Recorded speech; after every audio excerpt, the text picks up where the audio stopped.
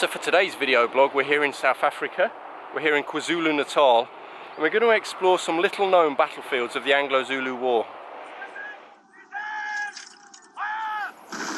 So here on the banks of the Tugela River is the Ultimatum Tree. This is an important spot in the history of the Anglo-Zulu War. And it was at the meeting here in December 1878 that the Zulus were given a series of very tough rules that the British were imposing that they had to follow. There was no way that the Zulus could give in to all the British demands, and so war became inevitable, which is exactly what Sir Bartle Frere wanted. He wanted them out of the way to keep the Boers happy. So a short walk across the motorway from the Ultimatum Tree is Fort Pearson, named after the commander of the right flank column, who was Colonel Pearson of the Buffs. It was him who built it from November 1878. They knew war was coming and they wanted to be prepared. If you do come here to Fort Pearson, just be aware, actually getting here is incredibly difficult. I got completely lost trying to access the site here, and in the end discovered the easiest thing to do is to cross the motorway, follow the signs for the Ultimatum Tree, and then walk across. There's a small footbridge across the motorway that brings you up here to the top of Fort Pearson. So leaving from here and crossing into Zululand were Colonel Pearson's column, the coastal column, which was made up of the 2nd Battalion of the Buffs, the 99th Regiment, and troops from the Naval Brigade, who were sailors brought ashore for the war. There was also locally recruited troops known as the Natal Native Contingent, who were Zulus who were badly armed and badly led by inexperienced white NCOs and officers who generally treated their men like crap. So after crossing the Tugela River, Pearson's column came down this road, which is the modern day R66, and they came down, and this big hill behind me, known to the Zulus as Wambane Hill, hit a force of Zulus who attacked the column in what became known as the Battle of Nyezane. I think that's how you pronounce it. And at 8:30 AM, as the British troops were heading along here, they saw Zulu warriors on top of it. A number of the Natal Native Contingent, the locally recruited troops, were sent to clear them. And in a confusing battle for the hill, they got thrown back, and a Zulu force then attacked the British, who were along this track in numbers. So I'm not sure if this shot does it justice, but the Wambane Hill is incredibly steep. I'm just walking up the very beginnings of the hill and I'm already starting to get a bit tired. I can only imagine how tough it must be to try and capture that hill, which was the task given to the troops of the Natal Native Contingent that morning. And when they inevitably failed, the Zulus then came streaming down to attack the British column along the main road. So one of the assets that Colonel Pearson had was a Gatling gun, courtesy of his Royal Naval Brigade, who at that time were the only people who had such weapons.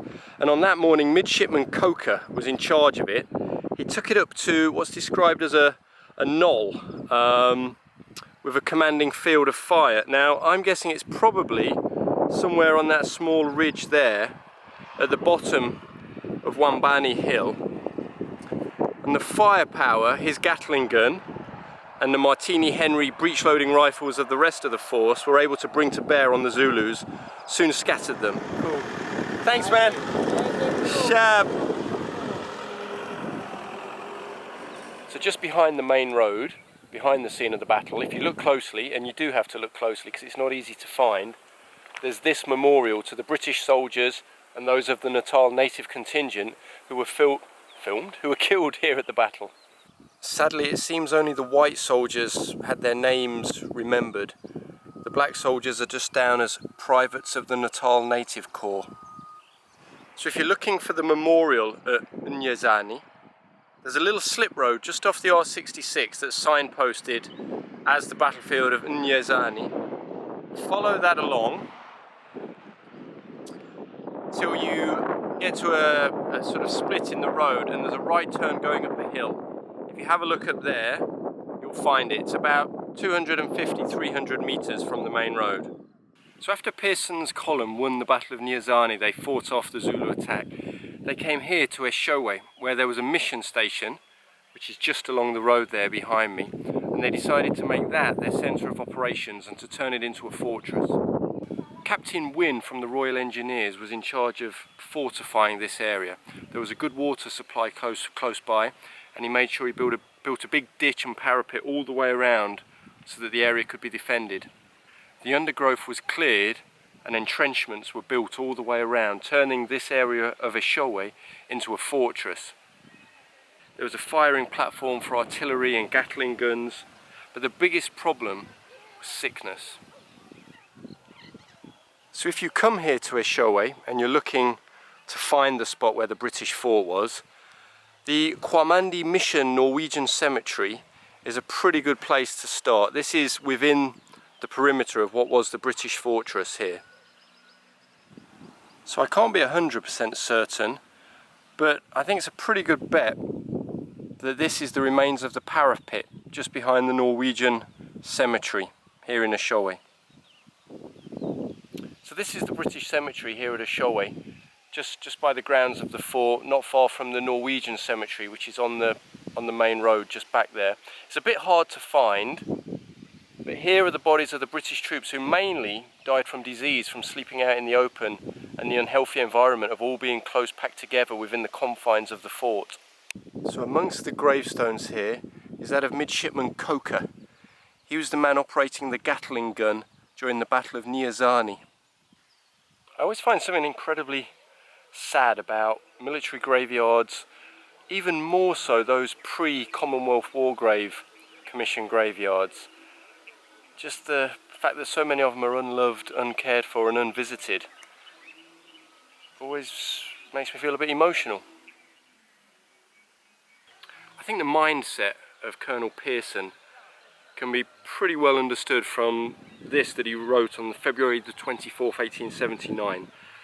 We now have so little grass in the immediate vicinity of the fort that we are obliged to send the cattle a considerable distance, guarded of course. Nevertheless, it's a continual source of anxiety to me. I went out with a foraging party this morning and we drew more Zulus than usual, but they kept a safe distance. Some of them were shouting, "You're eating our mealies today, but we will drink your coffee tomorrow." I wish to goodness they would come and try, he said. They will get no quarter with us. Remember, number 3 column will be our war cry, i.e. the guys who were killed at Isandlwana. And I long for nothing better than to see the country laid waste and the ground strewn with black carcasses.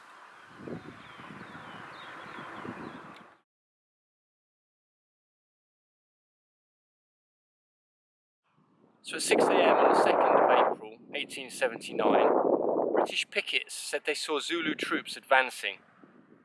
But Lord Chelmsford and the British Army had learned from their mistakes at Isandlwana, and this time their camp, they'd lagered the wagons, they'd put them together to make like a defensive wall, and they'd built ditches around the camp. They had Gatling guns, they had very heavy firepower. There was no way the Zulus could break them this time.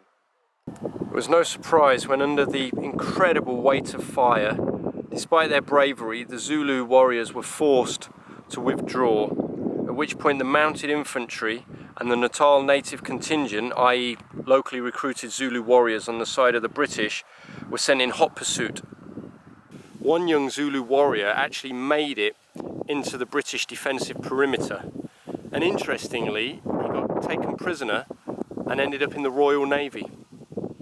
I think the battle here at Gingindlovu was important for a lot of reasons, but particularly because it must have been the point where the Zulus realised they couldn't win the war. The Battle of Isandlwana was now in the past, the British had learnt from it, and they inflicted on the Zulus 1,200 casualties out of an attacking force of about around 10,000 men, for the loss of 9 British dead. So I've just met a local farmer who wanted to show me the sorts of things he still digs up on the battlefields when he's ploughing. See, when a tractor ploughs in the field, I search and search and search. You know, my eyes are already fixed on the soil. And I pick up these things. This is the Martini Henry. That is from Battletour. This is from John Dunn. The sort of white Zulu, or however people refer John to him. Dunn was from, his father was from England. And he married 45 black wives. 45? He had 45 black wives. Yeah. And his son he was killed by an elephant, but he had a German Sniper rifle. That was this one. And John Dunn, in other words his son, took part in the battle here. Oh wow. That's from a button. That was also part of a button there. Wow. There's also a button. Now I'm going to ask you, what do you see on this button? Is that Victoria Regina? That's right. And this was a golden ring, which a British trooper must have had as a forget-me-not from England. Wow. And these were the screws of the ammunition boxes. This is what's for the boots. You know, they had the leather straps. Yeah. And this was from the tents. Wow. That is hard rolled paper in the base. Yeah. Here it is. Now, how come the brass is decayed but not the paper? Why have they all still got the paper in them? Can you tell me that? I've no idea. In the manufacture of the Martini bullet. Do you know why? This was the Martini, yes. Beeswax was impregnated into the paper. So there was beeswax in the paper? And that is why the paper is still there after 140 years. Wow. Over 100 years, I must say. That's amazing. So the beeswax basically has just kept it going all these years? Yeah. And these were from the muzzle loaders, this one here. Okay. And so they would have been the local auxiliaries would have been carrying those, would they? And when a tractor ploughs, oh, when the skeleton comes up. Oh really? Do you still find skeletons now? Really?